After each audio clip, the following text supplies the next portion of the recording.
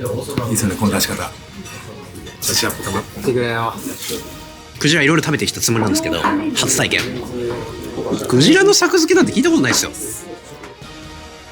なんか本当にシンプルなように見えて、いろんなその思いが詰まってるというか。相当これ思い入れありますよね。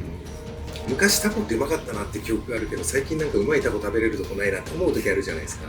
あれをなんか再現しようと思ったんですよ。映えタコ料理を作ったわけでもなくて、王道でなんか気づくっていいじゃないですか。まあすみません、ちょっと面白い出し方していいですか。醤油も砂地も何もつけない。筋目までいかない酢洗いぐらいの最後仕上げしてるんですけど、シャリがもう十分調味料が面食らいました。門脇ワールドへようこそって、こんな真っ白な島味見たことないです。これは島味ではないです。島味じゃないですね。島味味の高級バターです。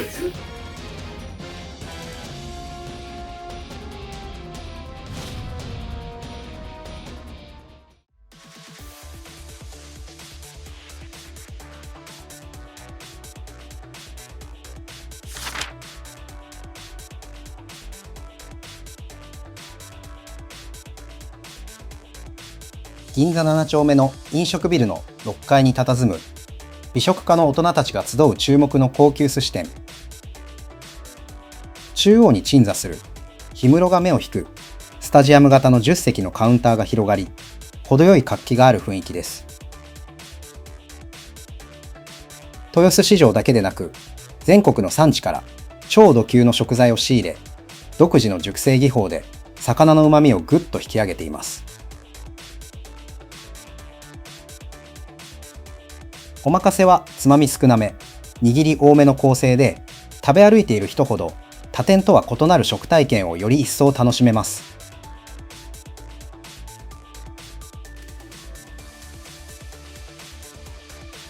この日は食運に恵まれ、記憶に残るスペシャルな食材が次々と登場。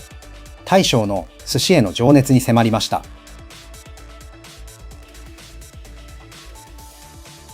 一番最初に働いたのがアルバイトでしたけど、17歳、はい、卒業してからは本格的に仕事をして一回海外行ってみたいなと思ってたんですよ。でその時にその募集を見てたら、そんな経験長くなくてもお寿司屋さんで働いてた板前さんで募集があって、それが受かって、いわばなんか寿司も今究極の引き算なんですけど、その時って究極足しだと思うんですよね。なんかソースささないとなんかちょっと映えるものがなくてお客さんは青ってなる出た瞬間、足し算時代だと思うんですけど、散々足したから今散々引けるのかなって。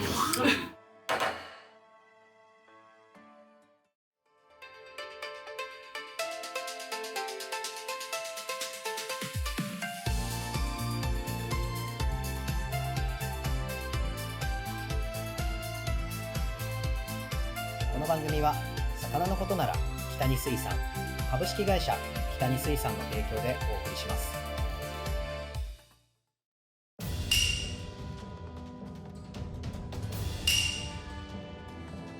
美味しい。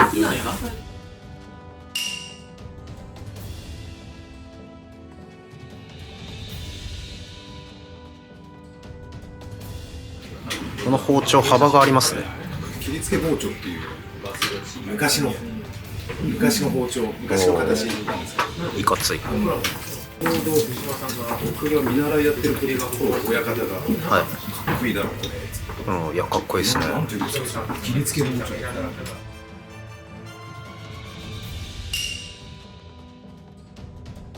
ボリュームすごい。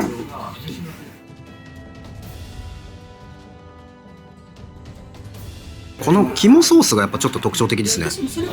他にないと思いますね。コテコテしてないというか、バター感確かにちょっとあるんだけど、やっぱ柚子の柑橘でちょっと締まってる感じです。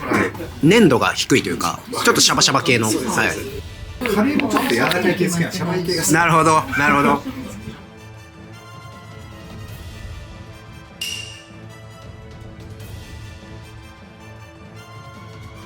シャリもかなり粒が大きい。おー、うまっ。柚子がやっぱり肝ですね。少しここからレモンで酸味自体も持ってくるんですよ。レモンも入ってるんですよ。レモンも入れてます。なんか爽やかなアワビの肝リゾット。ちょっとそれ斧じゃないですか。これ何に使う？これお客さんがくれたんですけど、動画見ると出てくるんですよ。台湾のマグロ包丁。へこれで器用にマグロロスですよ。でその動画の話お客さんとしてて、はい面白いですね。台湾の人の3ヶ月後ぐらいすっごい重たい紙袋持ってきて、あ、くれたんですね。お土産で、これ前言ってた台湾包丁です。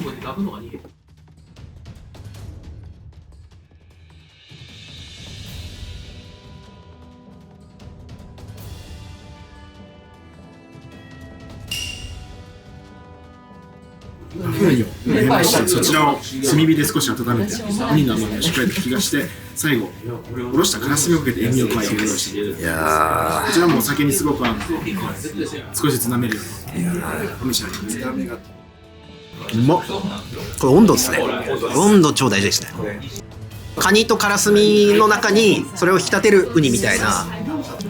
湯気が出る熱々までいくとウニ一気に辛くなってくるんですよ。ウニが温まる、触って冷めるあったかい温度、そこで一番甘み出るんで。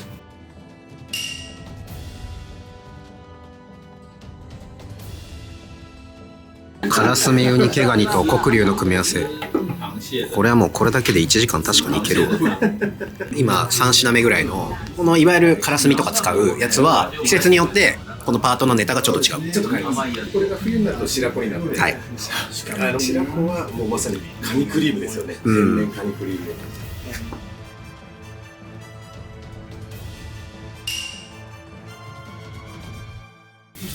シーズン最後のホタルイカを軽くお醤油塗って炭火で炙って、それともう足ともう薄皮がパリッと焼き上がるんですね。そこに青のりなんですけど、これ青のり界で一番香りがあると言われて、これ筋青のりっていう、はい、青のりシンプルでたまになんか言われてみたら完全に日本酒案件です。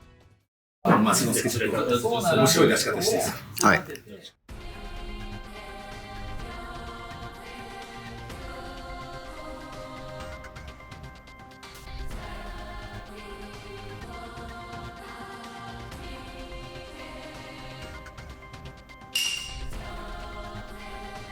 醤油もすだちも何もつけない筋目までいかない酢洗いぐらいの最後仕上げしてるんですけど、シャリがもう十分調味料がうわっ、うまっ。やばい、テンション上がってきた。確かにこれ醤油塩いらないですね。いらないですよ。これなんでこんな味なんですか？根具合が素晴らしいのと、でもちろん処理も血抜きが終わってて、入れる冷やし込みっていうのが終わってて、油の乳化がきれいに終わってるんですよ。乳化終わってるからですよ。甘みが強いところをいいタイミングでこう塩当てして、乳化しなかった水分抜いて、保湿されてる感を残すぐらいのところで止めて、真空して氷水で寝かせる。麺食らいました。門脇ワールドへようこそって。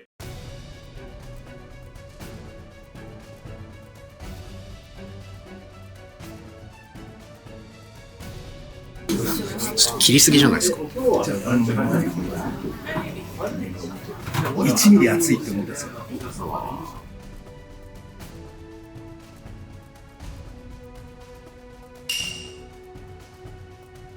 火は入ってるけど入れすぎちゃいけないっていう究極の素材は面白いですね。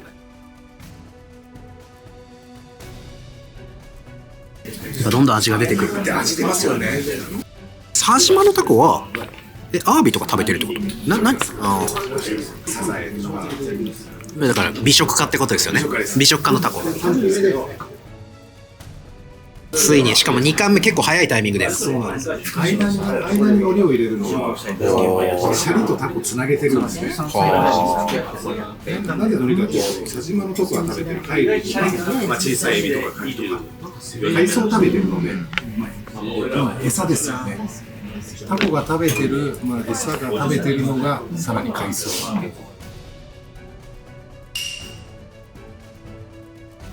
きたー、でけえ。醤油を塗ってちょっと塩をかけてるんですね。一定塩やると浸透させた。集まってくれるんですよ。味が食べると分かるんですよね。散らすんじゃなくて1点でいいですよ。ちょっともうレベルが違う。ないっすよね。うまっ。煮てるんですか？茹でです、完全に茹でだこ。茹でです。でも生だこ感あるんですよ。むしろ生寄りなんですよ。これ湯沸いてるじゃないですか。全部こう打ち込んで、大体お好みながら秒数変えるんですけど、これ大きく太かったんで40秒ぐらいですかね。40ぐらいで上げて、ふっくられて、足切られなくてラップすぐするんですよ。隙間空くとダメなんですよ。隙間空くとその隙間に蒸気が出て、その蒸気がゆっくり水となって溶け伝って皮溶けるんですよ。ほんと隙間開けないと多分できないんで、全然で巻いて、これぶら下げて夕方まで置いてるんですね。余熱でずっと入れてる最中ですね。1分、タコが全体が10割だとしたら2割3割しか火が入ってないです。中はまだ透明な状態、生の状態で、夕方までの半日かけて入れる余熱で中中心まで火が入ると透明じゃない白が火が入るんですよ。そのラップの技術みたいのがかなり技術なんですね。僕の知り合いの寿司屋がどうしても見せてほしいっつって仕込みに見に来たんですけど、特殊すぎてなかなかできんっつって。へー。もちろんシンプルにつまみでも美味しかったですけど、シャリと海苔と醤油と塩、まあ、やっぱ余計にやっぱ増幅されるっていうか。美味しい。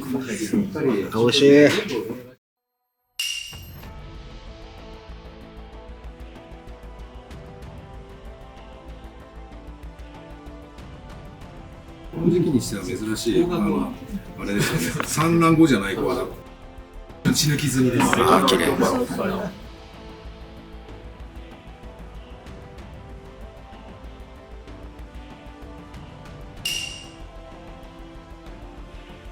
重ねて包む感じなんですか？もうそれにしてます。それは理由があるんですか？しっかり量食べてもらいたい。ああ、やっぱボリュームがありますね。うまっ。食べ応えが。ちゃんと食べ応えと厚みありますよね。まあでも締め加減もなんか絶妙というか。締めが一番面白いですね。難しすぎて。あ難しければ難しい方が面白くなってきました。なんかあんま酸っぱくないっていうか、なんか、まろやか。寝かせ期間が他の店よりはちょっと長いと思います。これ長いですか？巣の角丸くなってる。これ1週間近いですか1週間ぐらいです。最初から最後で1週間ぐらいです。もう3年間ずっと使い続けてる今や濃厚なハマグリの出汁で煮て、その中で冷まし一晩漬け込むをシーズン前に作ります。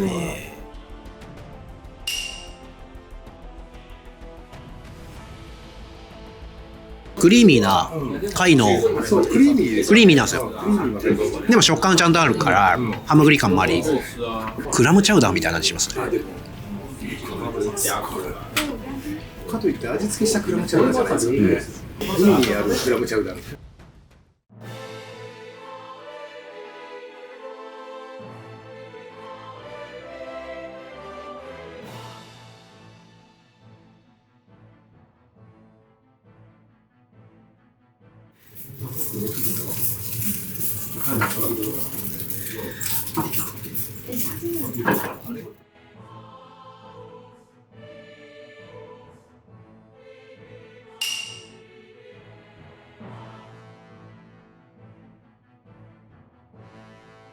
醤油を塗ってちょっとだけまた塩。ちょっとだけ醤油が溶けるんですよ。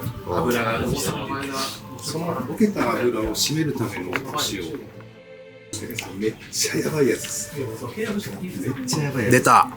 ちょっとやばくないですか？こんな真っ白な島味見たことないですよ。まあ、この辺で終わっていくんで、超メタボ。短いのにすっごい対抗がある。対抗があります。あ、じゃあ短くて高さ膨れてるってことですね。門脇さんワールドですよね。この白身系の寝かせは。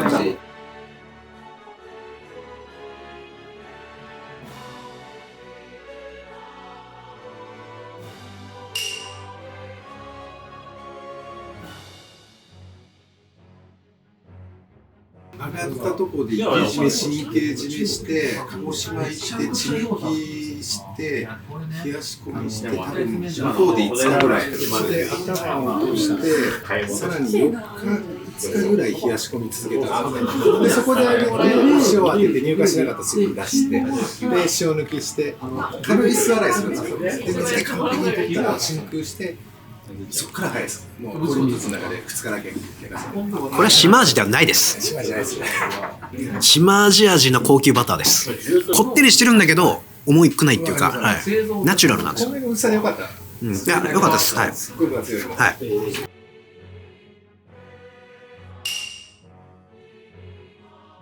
島味に赤って結構なかなかないですね。少し温度戻ってくると結構島味系の油とも全然相性よ。でかいですね。こちらをお願いいたします。はい、お願いします。門脇さんは仕入れのルートは結構いろんなところからなんですか？いろんなところです。乾燥もちろんかなり使いますよ。でも産直も多いですよね。産直もいいです。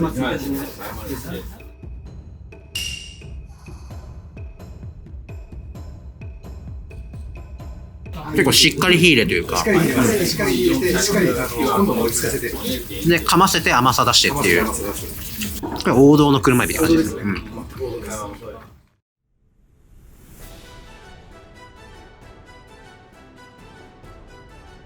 クジラのローストビーフですね。ローストホエール。これ軽く湯しもして、醤油地に落として漬けにして軽く。これは前代未聞です。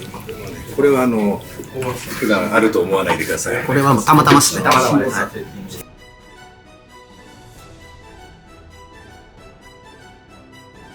いいですよね、この出し方。寿司屋っぽくなってくれよ。でもマグロっぽさありますね。赤身っぽいですよね。マグロを哺乳類にしたらこうなんだろうな。ああ、なるほど。塩っ気は塩塗ってる。そうですね。塩の塩味一点持ってきてくれないと味舌が探しちゃうんですよね。集める感じですね。その旨味を。これやばい。なんで作付けでやったんですか？これどっから発想を得てるんですか？やっぱり寿司にしたいですよね。シャリに合わせた時の味を想像するんですよ。シャリの上に何でも乗るから乗ったら寿司っていうのがあるんですけど、なんかシャリとつながる要素を持っていきたいんで。クジラいろいろ食べてきたつもりなんですけど、初体験。クジラの作付けなんて聞いたことないですよ。海の動物のサーロインって感じでした。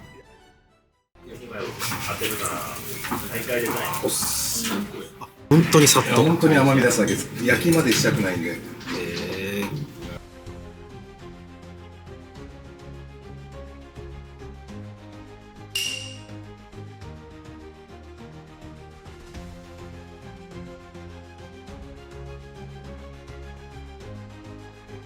シンプルにうまい。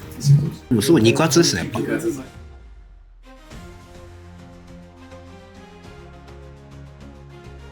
かがなんだかんだ一番うまいですよ。脇役が。醤油塗ってもなんなら少しフレッシュ楽しめるぐらい。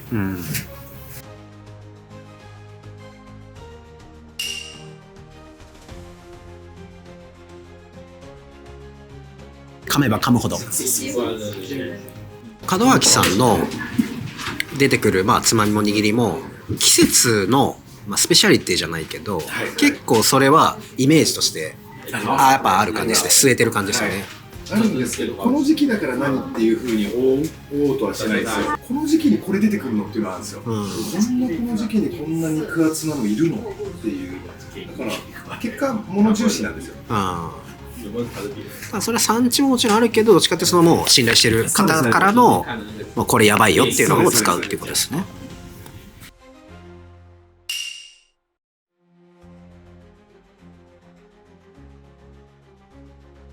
ふっくら、脂がすごい赤身。ですね。やっぱ赤身は大体漬けで出すことが多いです。赤身も漬け、オンリー。江戸前である以上赤身は漬けでしょっていうのもあるんですよね。すごい単純な理由だと。でもやっぱりシャリと合わせる寿司っていう料理の上で、特に我々みたいな江戸前のシャリを使ってると、もう後での漬けが相性がいいとは思ってます。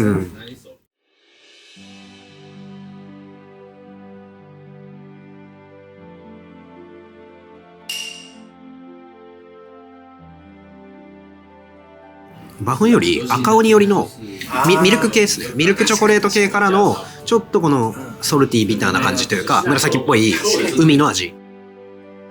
銀座でめちゃくちゃいい寿司食べてる感あるんですけど、やっぱ門脇さんってちょっと新時代の銀座の寿司屋って感じですよね。昔の勢いがある町寿司を戻す必要があるので、それに近いことやってると思うんですよ。銀座なんですけど、銀座のクオリティ維持して入って最後ちょっとして帰るとすると気はしないじゃないですか。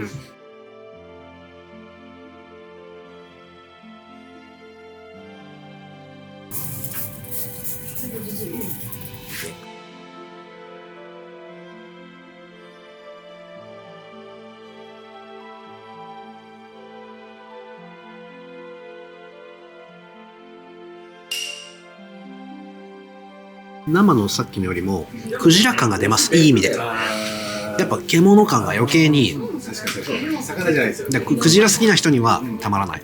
野獣感がすごい。ビースト寿司。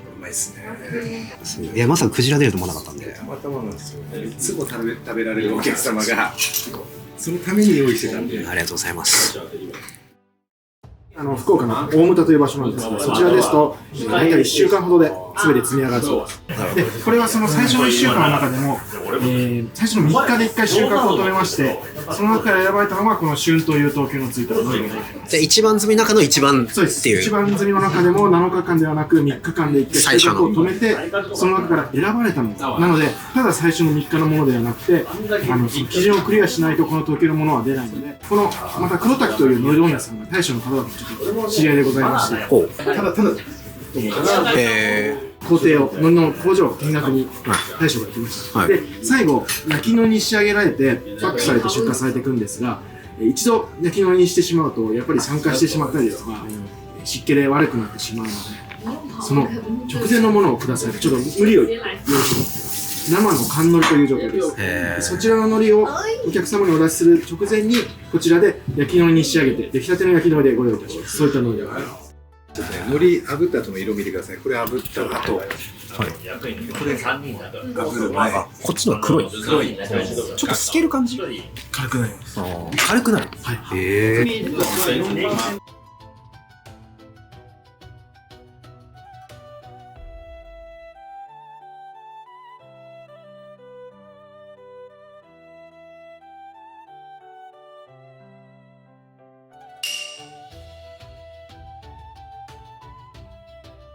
この歯型で切れる海苔ってすごくないですか？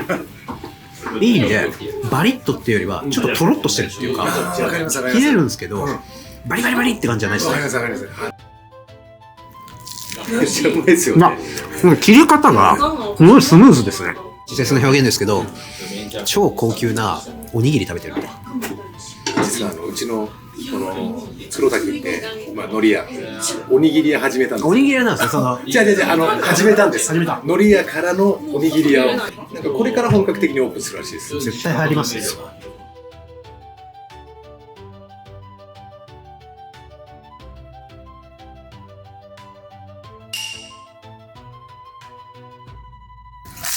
海苔の歯切れに合わせた刻みにしてあります。他と違う感じのかんぴょうですよね。極力少なくても食感残したいんで、最後にこうかんぴょうの地につけて炊くときにずっと炊き続けてるものなんで、一晩を漬け込んでだからちょっと噛むとジューシーな感じもあるっていうか、美味しい。でわさびもまた使いますよね。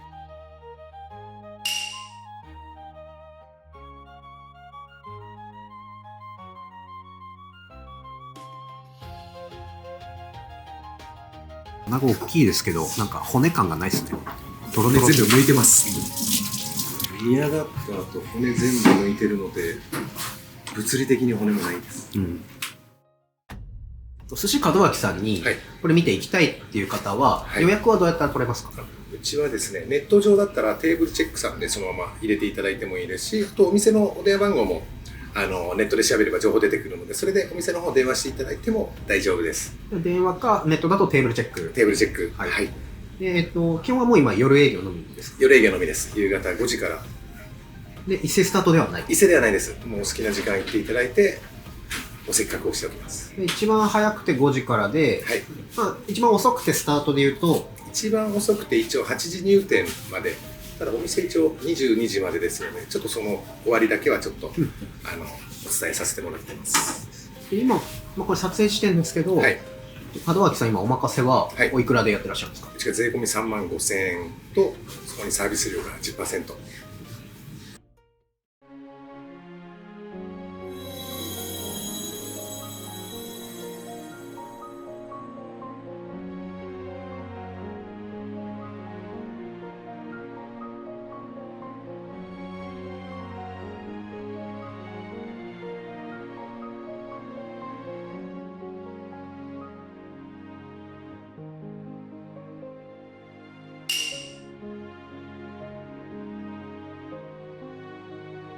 食感マニアにはたまらない究極の一貫だと思いま。ですすね。やっぱ求めてる食感がないとタコじゃない。でも本当にこの門脇さんのタコの握りはタコ好きの方には絶対食べてほしい。いや、もうありがとうございます。秋頃と春の一瞬、ちょっとの間。じゃあ1年通して食べられる時期の方が一応あるわけがあると思います。あると思います。半分ちょいはあると思うんですよね。このタコの仕込み方、完成まで持っていったのは、はい、結構いつ頃に開発されたものなんですか？これは5年ぐらい前ですよね。うまくいかないこと多いんですよ。失敗するたびにそれをずっと柔らかにしてました。中が生で残っちゃったとか。ポイントはさっき言ったラップでギュッてもう真空みたいな感じにするっていう。完全にそうです。食感がしっかりあるんだけど、ソフトな感じもあってっていう、これを行ったり来たりする。でそこにシャリと海苔と塩とわさびとみたいな、なんか本当にシンプルなように見えて、いろんなその思いが詰まってるというか。相当これ思い入れありますよね。昔タコってうまかったなって記憶があるけど、最近なんかうまいタコ食べれるとこないなって思う時あるじゃないですか。あれをなんか再現しようと思ったんですよ。大体この2番ぐらいに出してくるんですか、タコっていうのは。本当に最初の方で記憶にいてもらおうと思ってるんですよ。タコうまかったなっていう記憶をずっと留めながら今日進んでいってもらおうと思ってるんですよね。映えタコ料理を作ったわけでもなくて、王道でなんか気づくっていいじゃないですか。そのぐらいインパクトはあるので、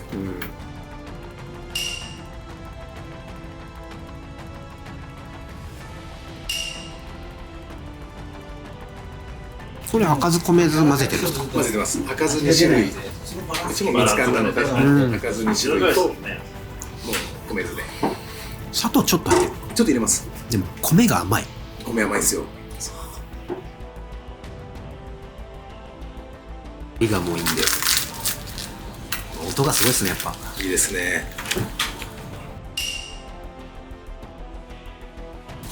いただきます。ちゃんと個性があるシャリなんですけど、食べ疲れしない、なんかさりげない、トゲトゲしくないじゃないですか。それはすっごい意識して微調整してここに行き着きましたよね。インパクトあってうまいシャリって4貫目ぐらいでちょっと疲れる時あるじゃないですか。それをしないように作っていくと結構ライン細い一本ですよね。これはこだわりですか、この形状は？これ僕全部見えるんですよ、お客さん。一瞬で状況も分かるので。基本はこのお二人で今、そうです。席を分けて役割分担されてみたいな感じ。15年一緒にやってる14年も一緒にやってるのに何の気も合わない好みも趣味も会話も合わないです。門脇さん、今日は本当に楽しい時間をありがとうございました。ありがとうございました。本当美味しかったんですけど、改めて寿司門脇さんのこだわってらっしゃるところとか大切にされているところってどんなところですか？よく言ってるのが五感で楽しんでほしいなと思ってて、空気感、匂いであり、音であり、目で見るものであり、で食べる時の味覚であり、その感じてる時間ってもう非現実的であってほしくて、最高に楽しい時間、現実に戻らないでその時間いてくれたらいいなと思う上で、もう料理を究極に妥協しない、かといって奇をてらう映えには絶対いかない。タコとクジラ、今日はもうスペシャルで言うとですね。定番スペシャリテと、本当たまたまのそうですね。運命のスペシャリテ。タコ気になる方は念のため確認してください。この時期タコありそうですかとか。もちろんです、もちろんです。楽しい寿司劇場を。いや、本当ありがとうございました。いつもお世話で楽しい時間でした。ありがとうございます。また今後ともよろしくお願いします。はい、今日もお疲れ様でした。ありがとうございました。ありがとうございました。ありがとうございます。